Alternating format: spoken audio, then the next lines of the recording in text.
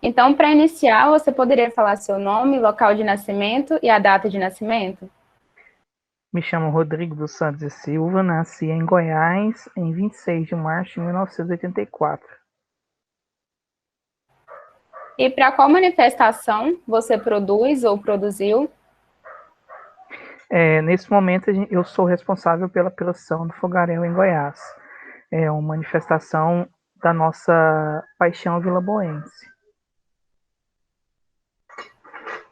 E você poderia falar um pouquinho mais como que surgiu e quando essa manifestação?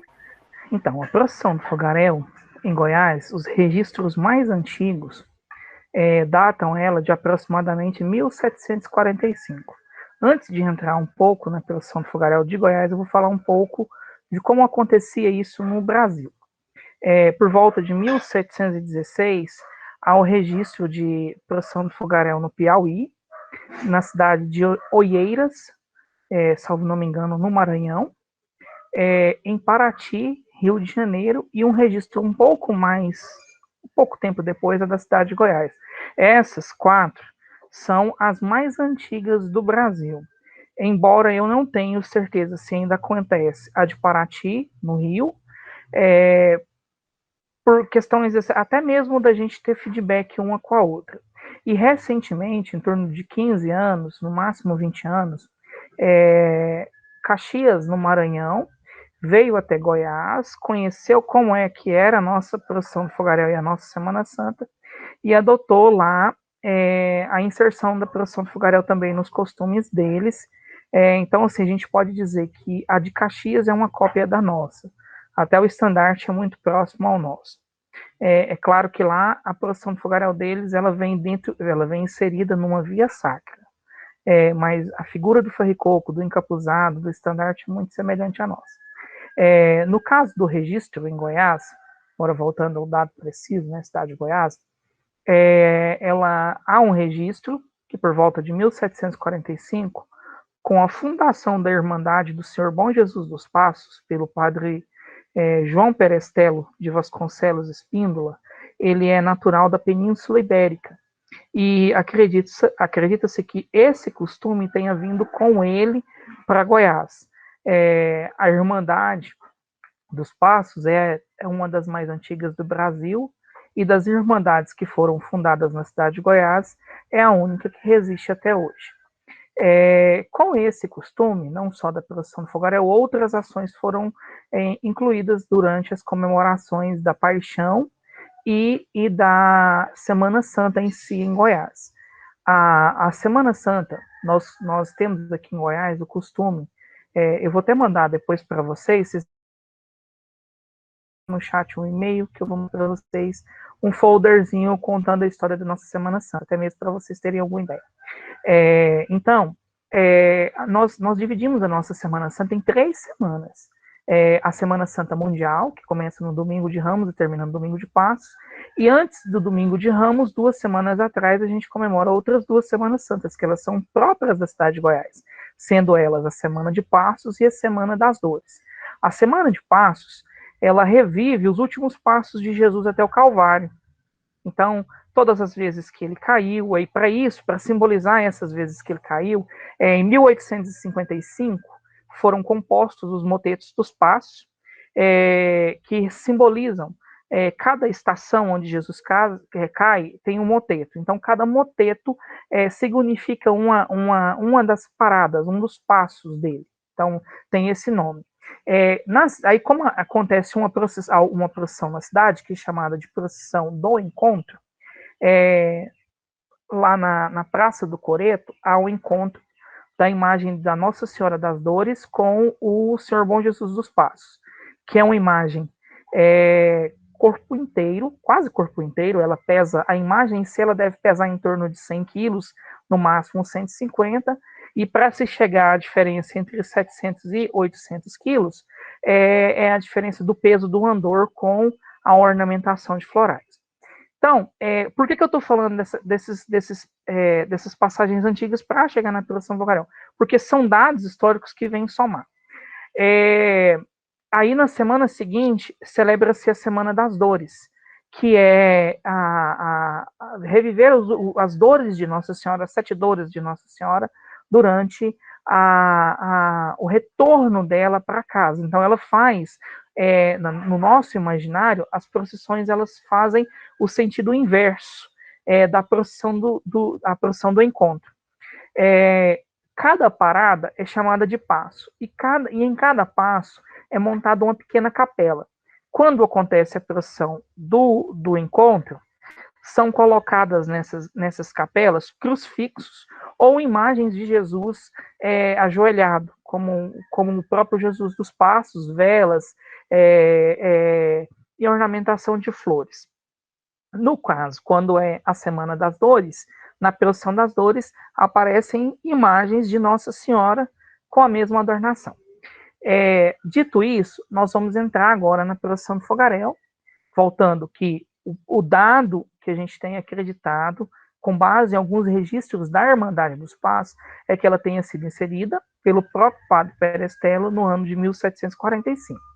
Em 1772, num registro da Irmandade, no registro de livro de receita e despesa da Irmandade, há registrado assim, pagamento a 1 farricoco. Em alguns anos sequentes, pagamento a 1 farricoco, ou despesas com 1 farricoco.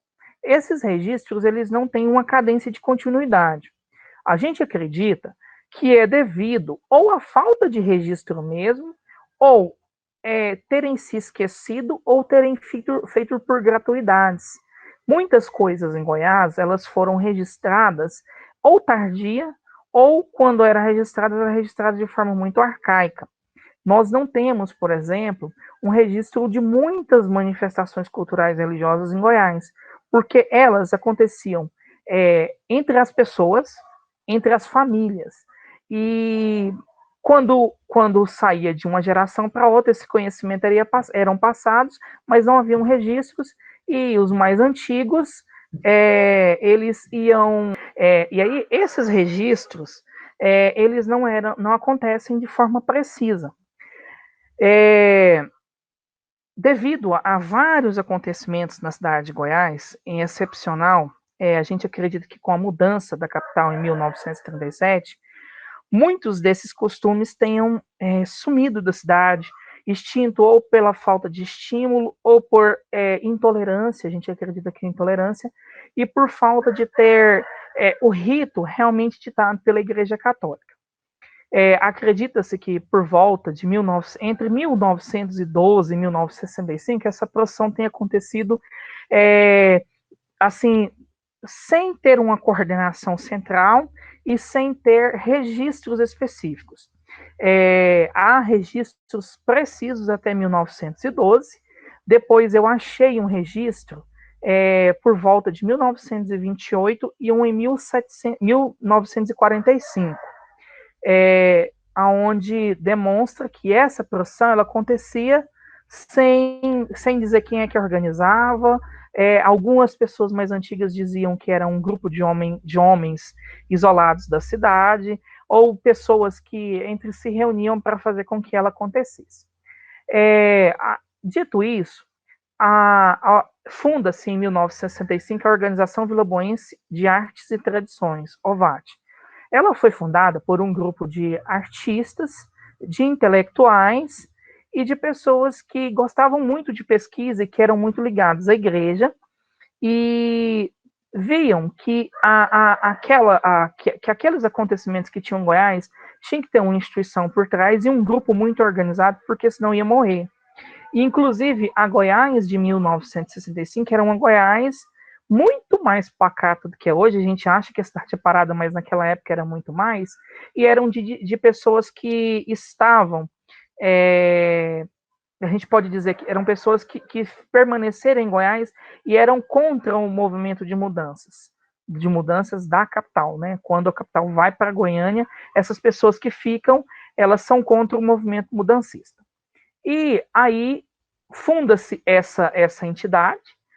Dentre as fundadoras, nós podemos, talvez vocês devam conhecer a Goiandira do Couto, que era a mais velha desse grupo, e ela cede a casa dela para que as reuniões pudessem acontecer, e ali eles planejavam como como iam fazer pesquisas, como iam fazer algumas ações em cima desse resgate cultural.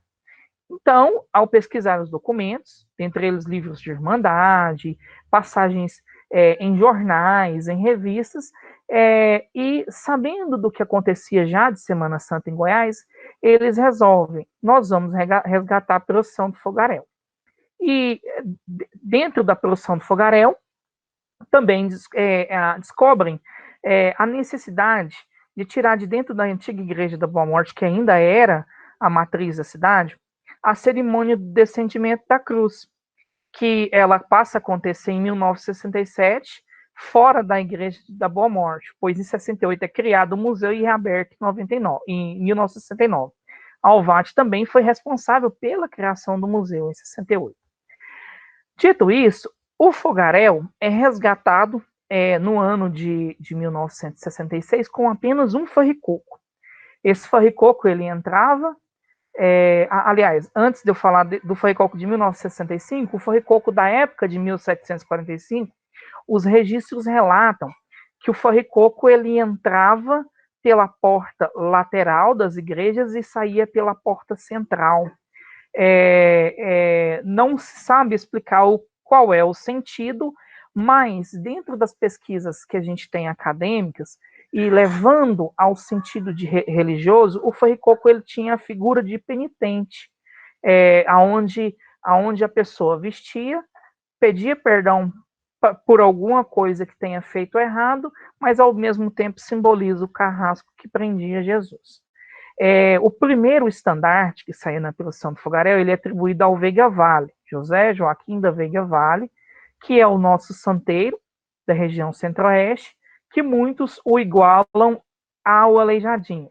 Ele tem a mesma expressão em obras que o Aleijadinho, embora tenha algumas outras tantas em relação à leveza de traços, a restauro. Então, por exemplo, a imagem de Senhor Bom Jesus dos Passos é uma das imagens que teria sido restaurada pelo Veiga Vale. Dentro do Museu da Boa Morte tem uma imagem que o Cristo crucificado, o braço era fixo, e ele coloca uma articulação em espécie de couro de carneiro. Quando mexe, tira o braço, os cravos dos braços, ele encontra com o restante do corpo. Esse Cristo é utilizado por nós hoje na cerimônia do descendimento da cruz. Aí, dentro do fogaréu, resgatado lá em 65, a primeira edição foi com um farricoco. Depois aumentou para 4, foi para 8, 16, 20. Aí ficou alguns anos com 20, e mais ou menos com a idade aí de 20 anos de fogaréu já resgatado, aumentou-se para 40, que é a quantidade que sai hoje. Embora alguns farricocos eu substituí. Por exemplo, o corneteiro, quando eu entrei para a presidência, eu passei a enxergar o fogaréu sempre plasticamente e sempre com uma intenção de dar um impacto, mesmo sendo a mesma coisinha, mesmo lugar, mas dar um impacto de diferenciação para as pessoas, porque senão fica monótono e passa a deixar de ter o interesse das pessoas virem, conhecer e de ser uma expressão também de fé. Então, o corneteiro, que é a pessoa que toca o clarim, eu passei a deixá-lo aparecer apenas na cena. E aí, no lugar dele, eu coloquei um farricoco. Então, em média, sai em torno de 40, aparece, né, na cena 42 farricocos, por conta disso. E um outro farricoco sempre eu coloco a mais por conta de alguém da imprensa, que pede para sair, para entender como é que funciona e assim difundir a expressão. A Goiandira do Couto, ela é a responsável pela confecção de todo o figurino da procissão do fogaréu.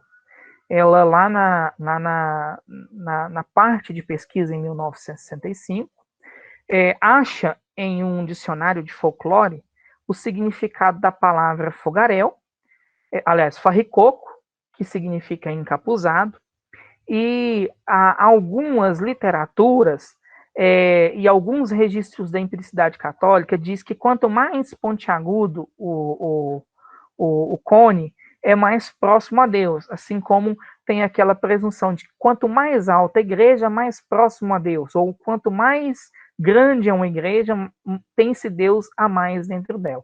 Então, aquela questão do pontiagudo, ele é em representação a isso.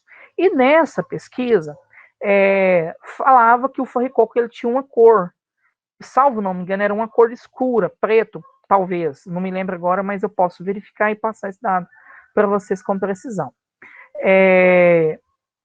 Aí ela decide, junto com a equipe, levar um croquis ao bispo, e na aprovação diz, olha, nós vamos inserir cores coloridas para dar uma beleza, para contrastar no fogo.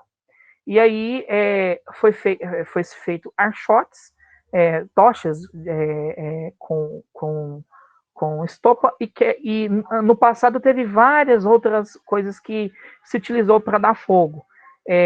Azeite, diesel, gasolina, e encontrou-se na querosene um tipo de combustível que queimava com menos intensidade e que dava muito mais beleza e muito menos mau cheiro durante a procissão. Tem algumas pessoas que ainda se incomodam, mas é um cheiro que logo que se passa você acostuma com ele. Então isso são as coisas que compõem a beleza cênica da procissão ou do forricoco. Para nós, ela é uma expressão de fé, de religiosidade. É um teatro, ela é um teatro que representa os últimos passos de Jesus, então ela representa a perseguição de Jesus. A procissão chega num lugar que é atribuído como o lugar da última ceia, no caso nosso, em frente à igreja do Rosário, porque ela é um pouquinho alta, a escadaria alta, monta-se ali uma mesa, e ali acontece uma pequena fala entre o que seria o hospedeiro, o dono da casa, com os farricocos. A gente chama esse personagem de hospedeiro. Aonde ele diz, a quem procurais? O porquê o procurais? Aí ele responde, procurem-no nas pessoas simples, nas ruas da cidade. E aí a procissão sai da igreja do Rosário e vai até a igreja de São Francisco, que é em cima de um pequeno morro, representando o Monte das Oliveiras. Antes de eu chegar no ápice da procissão de fogaréu, quero voltar um pouquinho atrás. Vocês vão lembrar que eu falei de motetos. Motetos são canções, são peças musicais do período barroco colonial. No caso de Goiás foi tardio, e em se tratando de uma composição de 1856, ela sai bem diferente de tantas outras que já se têm compostas no Brasil. Não se sabe se essas composições elas são feitas da leitura de outras composições ou se elas vieram do imaginário através da memória de alguém. Os compositores, Cônego José Iria Xavier Serra Dourada, que seria um religioso, e o filho dele, Basílio, Martins Braga Serra Dourada, era músico. Então o cônego compõe a parte da letra e o filho dá a musicalidade. Essas peças elas eram compostas inicialmente para cordas, porque eram os instrumentos que se tinha na cidade de Goiás. Depois, elas, na década de 80, aliás, década de 80 não, no decorrer da década de 60 para 70, elas são feitas arranjos para serem tocadas por banda de música, que no nosso caso a gente tinha uma banda de música que tocava ela durante as procissões, e, excepcionalmente no fogaréu. Porém, na procissão do fogaréu, quando ela sai da igreja de Nossa Senhora da Boa Morte, é tocado um dos motetos, o moteto Domine, salve não me engano, que significa, vou olhar aqui para vocês, o significado dele. Faz o seguinte, no final eu passo para vocês, que aí fica mais fácil. Caso vocês forem fazer alguma edição, aí vocês adicionam. Canta-se o moteto Domine, na igreja do Rosário, o Exeamus, e lá na igreja de São Francisco, quando chega a procissão do fogaréu, toca-se o clarim, que é um trompete, com o toque do silêncio. Logo que aparece o forricoco branco com o estandarte. Depois que toca o clarim, entra-se mais um moteto que se chama Pater, meu pai. Aliás, Pater, pai em latim, é a tradução, meu pai, se possível, faça a tua vontade e não a minha. Aliás, meu pai, passa-se esse cálice, se possível, faça-se a tua vontade e não a minha.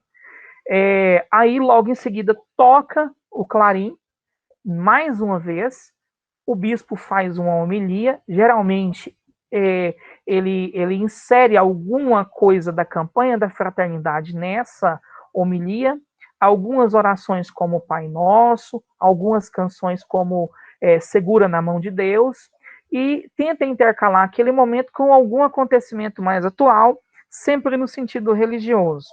E aí, em seguida, a procissão, após a homilia, a procissão continua de volta até a igreja de Nossa Senhora da Boa Morte. Um recorte que eu vou passar para vocês é uma imagem, ela é de 1928, salvo não me engano. Conta o trajeto da procissão do fogaréu, do que seria a procissão do fogaréu daquele ano, só não fala nome. Fala a procissão, fala mais tarde a procissão partindo de tal lugar a tal lugar. Então, nós entendemos que seja a procissão do fogaréu daquele ano. Porque não tem nada que depõe contra e é o mesmo traçado. Então, nós obedecemos o traçado das procissões antigas, que passavam pelas portas das igrejas mais antigas. Ela, dentro desse resgate cultural, a procissão do fogaréu entra também como um atrativo turístico. Ela passa a ser lembrada pelos espectadores ou pelas pessoas que têm vontade de conhecer Goiás como um elemento turístico, onde a pessoa vem, absorve a procissão do fogaréu e ainda fica na cidade por um tempo, às vezes vem para lazer, ou vem para negócios, ou fazem bate e volta. Tem pessoas que vêm de avião, assistem o fogaréu, voltam para Goiânia e pegam o avião no outro dia cedo para estar no trabalho em São Paulo, Rio, assim como outras emissoras e veículos do mundo inteiro. Certo. E você poderia falar um pouquinho de como que você participa do evento? Então, eu participei, a minha primeira vez como farricoco, vou falar um pouquinho antes, como espectador. Desde criança, eu fui inserido nas nossas memórias culturais, nossas memórias religiosas. E quando eu completei 16 anos, geralmente tem-se essa vontade, na maioria dos jovens da cidade, de ser farricoco. E essa transmissão ela é feita geralmente de um para outro, entre família, entre amigos, ou simplesmente não quero sair mais, uma outra pessoa entra no lugar. E aí, em 1999, eu pedi para sair e tive a alegria de sair naquele ano. Eu saí por em torno de 15 anos com a mesma roupa, uma azul claro. Hoje eu não saio mais, pois em 2005 eu fui convidado a fazer parte da Alvat como membro. Até então eu era parte da Alvat como um personagem anônimo através da figura do Farricoco que saía na procissão do fogaréu e não tinha nenhuma outra obrigação. Quando eu sou convidado para ser membro, eu passo a começar a dar palpites. E nesse sentido, vou assumindo responsabilidades e que elas já não me permitiam mais sair de Farricoco. Em 2015, 10 anos após a minha inserção como membro, eu sou convidado a fazer parte de uma chapa como presidente da instituição. E assim estou até os dias atuais, com a responsabilidade de liderar um grupo em torno da manutenção das tradições do período de Quaresma, Semana Santa, assim como outras ações culturais e sociais, culturais, religiosas e sociais, que nós fazemos ao longo do ano. Porém, o fogaréu é o nosso carro-chefe. E qual que é a importância aí da procissão para a sua vida? Eu posso dizer que comercialmente, para mim, ela não traz nenhum benefício financeiro. Ela tem trazido para mim o conhecimento. Eu fiz uma especialização em educação, patrimônio cultural e artístico, onde o fogaréu é uma das ações que eu defendi no projeto de pesquisa. E agora, como mestrando em performances culturais, o meu recorte é exclusivamente sobre o fogaréu. Para quais sentidos? Para dizer que o fogaréu ele é algo que é da nossa identidade, ele é algo que não foi trazido para Goiás como um estalar de dedo da noite para o dia, ele vem lá, o fogaréu quase que confunde com a história de fundação da cidade de Goiás. Goiás é fundada em 1727, entende-se que em 1745 tenha-se trazido para Goiás a procissão do fogaréu, Lembrando que o padre Perestelli estava aqui antes, um pouco antes, por volta de 1743, ele já estava em Goiás. E aí, para mim, ele representa a nossa maior expressão de fé e um sentido de doação. Na realidade, ele retira mais de mim como doação do que traz para mim como um subterfúgio financeiro. E eu recebo mais em graça por cada ação que eu faço em cima. Para o restante da cidade, por exemplo, se a gente for pensar do lado econômico, hotéis, restaurantes, pousadas, supermercados sobrevivem, vendem mais nesse período, pessoas sobrevivem do artesanato. Hoje você pode encontrar em alguns artesanatos telhas ou pratos pintados com a figura do farricoco, ou às vezes um monumento e um pedaço do farricoco. Tem-se cartões postais vendidos por algumas pessoas. Tem mulheres que já têm feito alguns farricocos não só em barro, mas também uma imitação em tecido, com areia dentro, que vira um pezinho para a porta, ou às vezes alguma coisa de um estante, né? Um enfeite de estante ou enfeite de mesa. É isso que eu vejo o fogaréu dessa forma. E, além de tudo, ele é um símbolo. Então, assim, hoje nós identificamos a cidade, o fogaréu como um dos símbolos que eleva o nome de Goiás fora do nosso estado, inclusive em nível internacional. E sempre quando a gente fala em sentido religioso na cidade de Goiás, o fogaréu ele é o símbolo que faz isso. Tanto que, por exemplo, a rádio comunitária que tem aqui na cidade, o símbolo da rádio é um farricoco verde com um fone de ouvido. Você poderia falar um pouquinho mais sobre essa importância, né, do fogaréu para a sua localidade e para a cidade? Dentro do sentido de representação, o fogaréu atrai, né, pessoas através da fé para conhecer Goiás. Eu vou falar de novo porque eu mexi aqui. Então, dentro do sentido de representação, o fogaréu atrai pessoas através da religiosidade popular para conhecer Goiás. E assim, Goiás ela tem uma reverberação na mídia através do fogaréu que, se for somar, dá mais de 30, dá até em torno de 40 minutos de matérias durante toda a semana, em vários noticiários, além de jornais e revistas impressas. E as pessoas vêm para Goiás para conhecer um espetáculo. Para alguns, o fogaréu simboliza um espetáculo. Quando chegam aqui, percebem que aquilo não é algo que é feito só para o turista. Aliás, nós não fazemos para o turista. Ele faz parte do nosso calendário religioso e cultural. Quando vem um turista, ele passa a ser uma atração.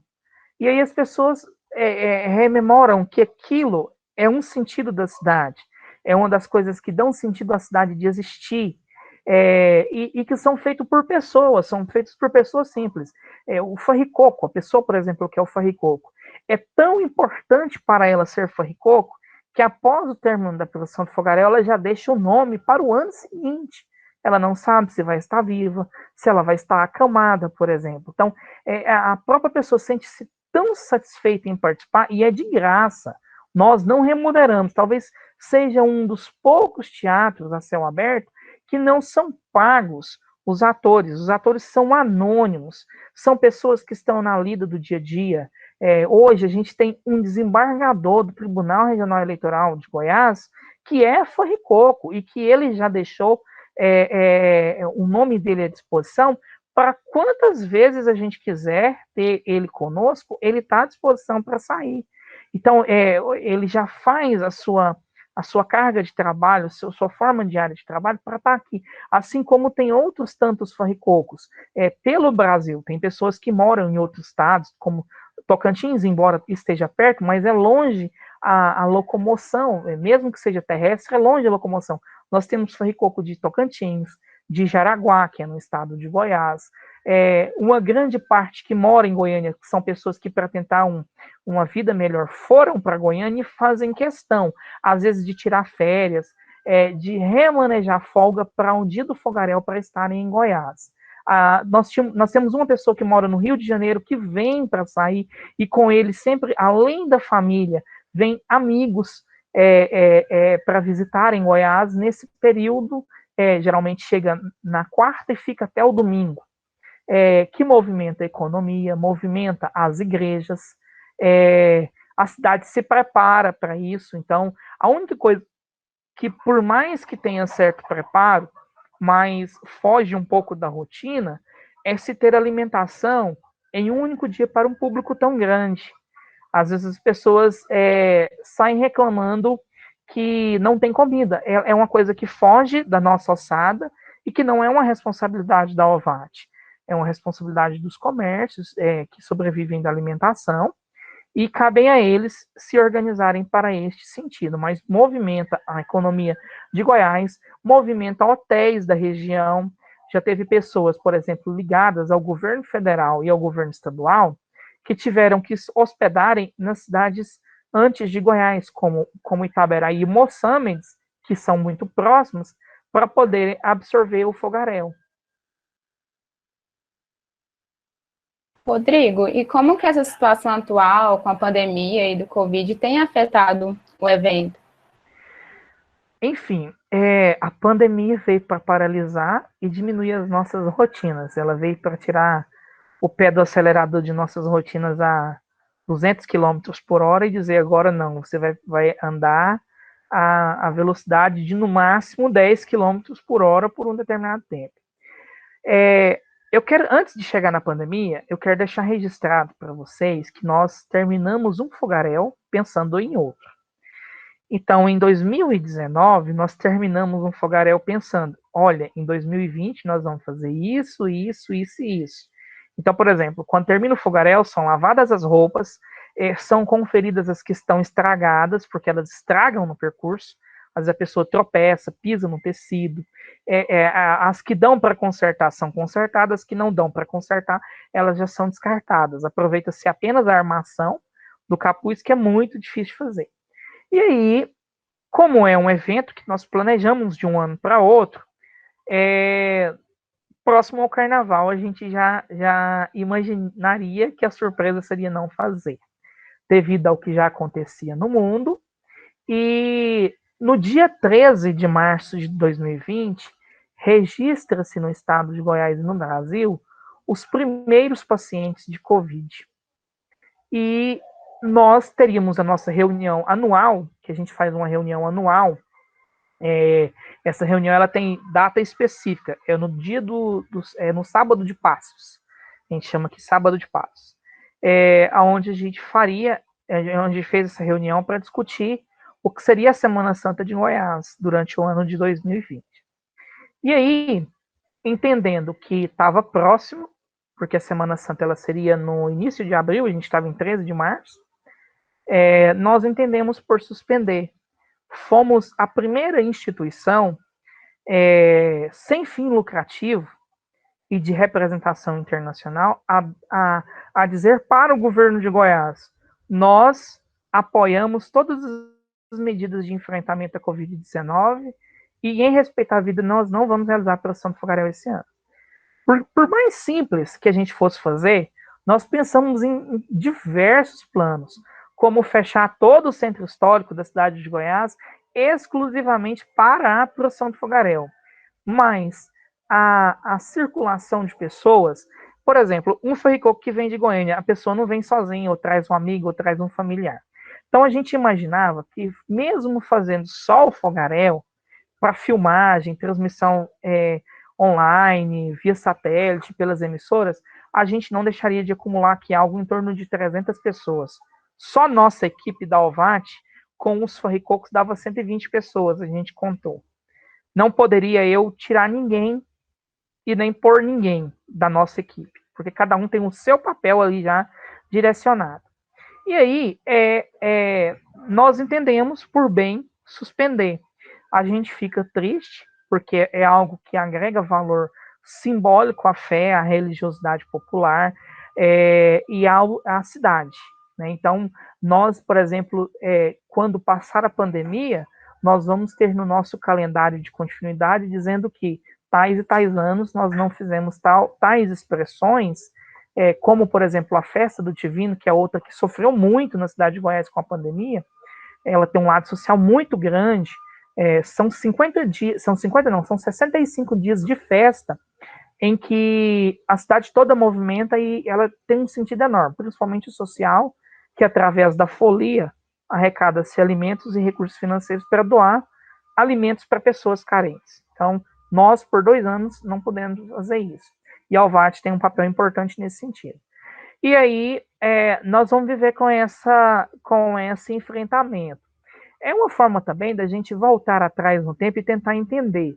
Por exemplo, por que no ano de 1918, como teve alguns problemas de saúde no mundo inteiro, que uns chamam de a praga espanhola, outros falam da gripe espanhola, entender se naquele ano teve fogaréu em Goiás. Talvez poderia ter acontecido na mesma época.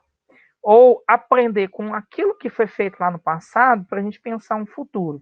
A gente entende que as próximas edições nós vamos ter que ter mais segurança jurídica para fazer, nós vamos ter que ter uma segurança pública mais bem organizada, nós vamos ter que pedir às pessoas, por exemplo, que alguma delas que tenham sofrido algum tipo de doença infecto-contagiosa, em sentido respiratório, que não venham, porque, por exemplo, da fumaça do querosene, ela pode complicar o estado dela, ou até mesmo passar algum tipo de infecção para alguém. Então, a gente vai ter que estar sempre nesse sentido de uma educação pela continuidade, e ao mesmo tempo dizer, olha, essa expressão existe, o que depender de nós, enquanto instituição, das pessoas que são de Goiás e dos diversos voluntários, ela não vai deixar de acontecer.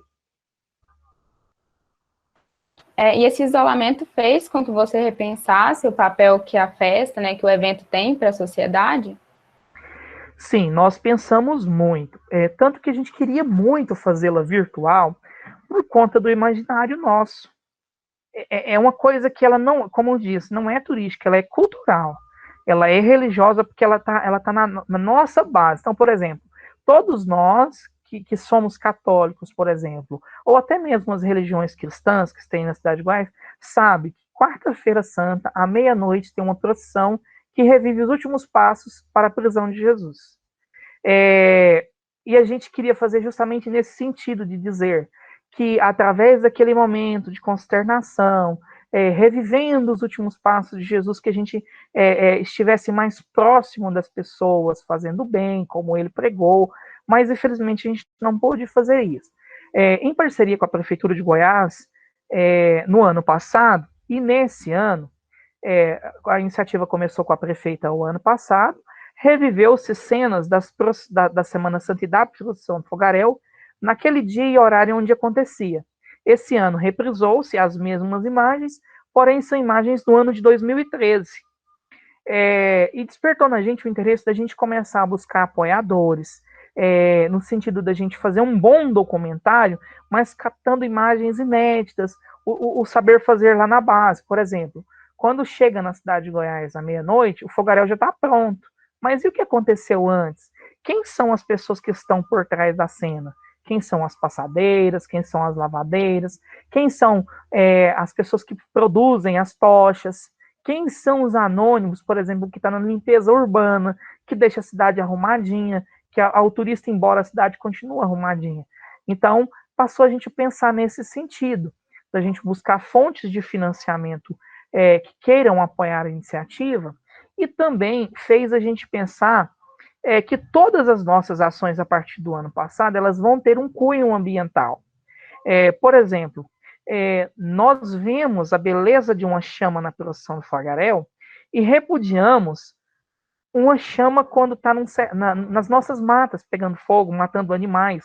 A gente teve, por exemplo, no decorrer do ano passado, quantas e quantas lavouras na região de Mineiros que pegaram fogo, criminalmente, ou até mesmo por conta do tempo muito seco, que esses alimentos, por exemplo, poderiam, em vez de terem sido queimados, terem sido doados. Vamos supor, não, teve um excesso de produção, quem está produzindo vai doar para quem tem fome. Então, criminalmente, esses alimentos deixaram de servir a quem teve fome e ao mesmo tempo que era a renda de um determinado grupo, seja um grupo empresarial ou um grupo de famílias, porque a gente tem esses exemplos de produção, né, ao longo do estado, que famílias se reúnem para produzir, que tiveram ali a sua renda extinta por conta do fogo. Então, sempre casar a chama do fogaréu como a chama do bem e repudiar qualquer devastação ambiental.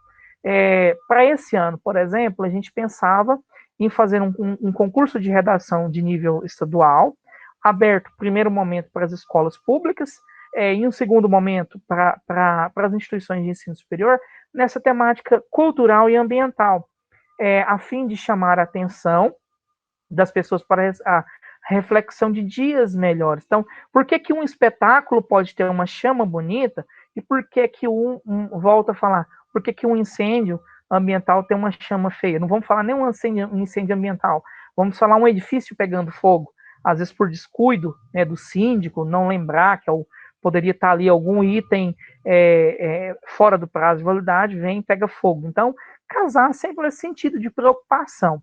E nós também passamos a pensar o sentido de segurança. Segurança não só para o personagem Farricoco, mas para quem está como espectador.